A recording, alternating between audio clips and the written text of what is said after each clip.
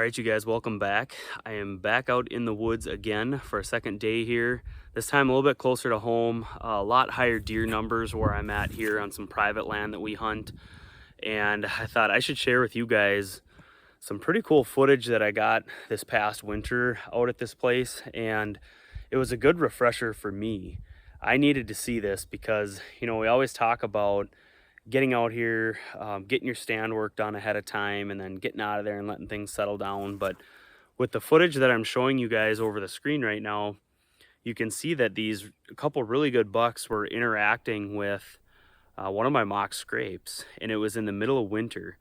And I actually got this footage, one of the bucks in particular, a couple times, actually like 4 or 5 times over the course of this past winter, interacting with our various overhead scent branches on our scrapes here on at this particular place.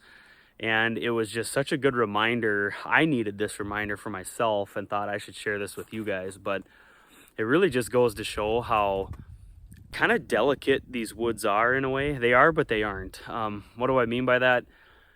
These big mature bucks, they're always watching us and they're always monitoring things in their territory, their turf. And, these are really some sacred spots we're venturing into. Wherever you're at, if you're in a, whether it be an ag dominated kind of mixed forest land, ag, whatever it is, if you're in an area where you're in that buck's really like core spot where he's spending a lot of his time bedding or near where a lot of his time is spent feeding, he knows we're there and he's smelling our boot scent and our tracks on the ground after we're leaving.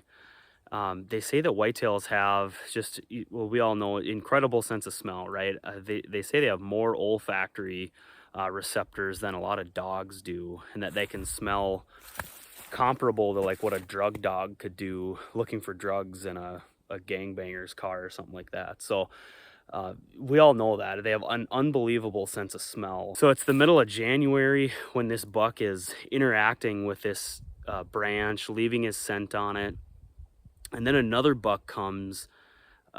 Just imagine what's going on in their world. Imagine what they're seeing in our woods without actually using their eyes. They're using their nose, they're using their ears at all times.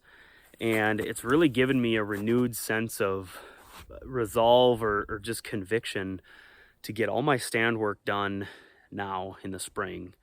So right when I'm filming this video, it's the day after St. Patty's Day. So happy St. Patrick's Day to everybody out there who's Irish or not Irish. But the kind of the takeaway in my mind from seeing this footage is these deer are always interacting in these spots that we're hunting, these prime bedding locations.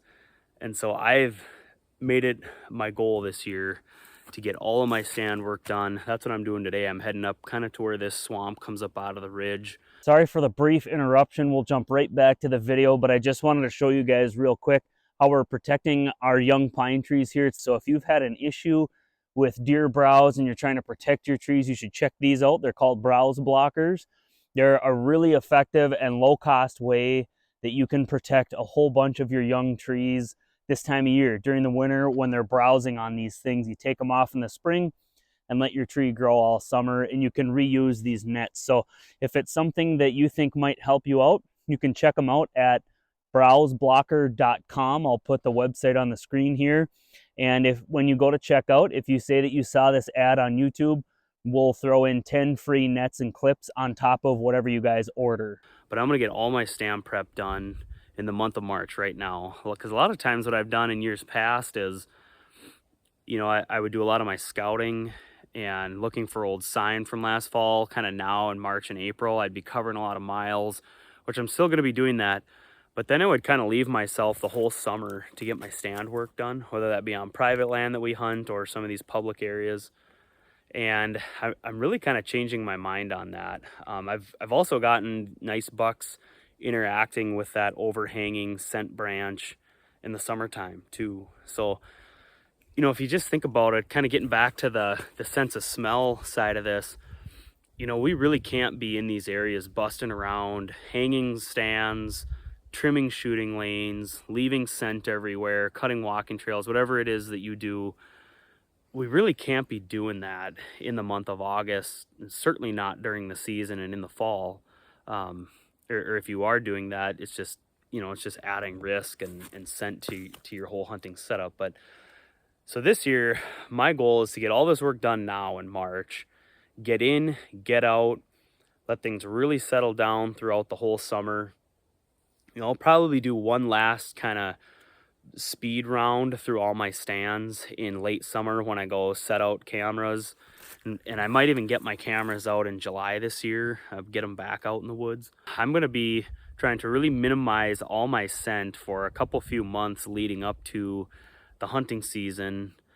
Because of this video that I showed you guys, it really kind of reopened my eyes. And we hear people talk about, bucks use these overhead branches year round, and I know that and we know that, but seeing it in person and firsthand, it really kind of brings a new sense of conviction to the whole equation. That's why I wanted to share that video with you guys today. So if you're in a case where say you're in, say, mixed ag or ag dominated kind of areas, there's crop fields in your neighborhood where you're hunting, if your bucks are a mile away or 2 miles away on some big soybean field or lush alfalfa field for the summer, it's probably more forgiving in that case, where you could probably get away with more stand work, stand prep later in the summer because those bucks aren't there and they're not smelling you.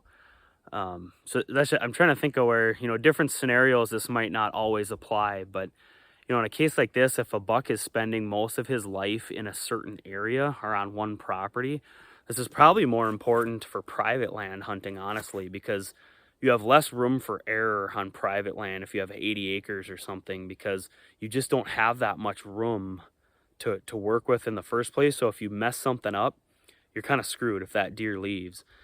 Public land is just so much bigger. It's more forgiving because you got more room to roam. But these bucks really are watching us, and those are both mature bucks, and those are the kind of bucks that didn't get that old by being dumb and bumbling around out in the wide open in daylight during the gun season.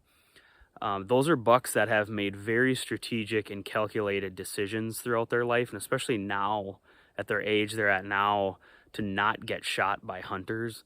So we need to be thinking about that. I need to be thinking about that. And that's why I wanted to share this video with you guys about when we're in here hanging our stands, how much scent we're depositing on the ground behind us.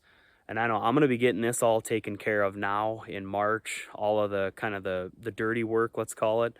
And, maybe one stealth trip in there. Maybe I can time it before a big rainstorm or a big rain front that's coming later that night. Maybe I'll go out and try to get my trail cameras set up. I really do not want to tip off these bucks that I'm going to be running cameras and ultimately trying to hunt them in these areas where the spots where they're calling home. And as we're seeing in that video, they're using these spots year round, and they're interacting on these scent branches year round and communicating with each other throughout the entire year. So when we come blundering in there, they absolutely know we're there. And we need to really think about that as far as our stand setup strategy goes. So I'm going to get up here and get some more stand work done. I hope you guys enjoyed the video. If you did, do me one favor and subscribe to my channel. I really appreciate you. Good luck. Take care. I will catch you guys on the next one.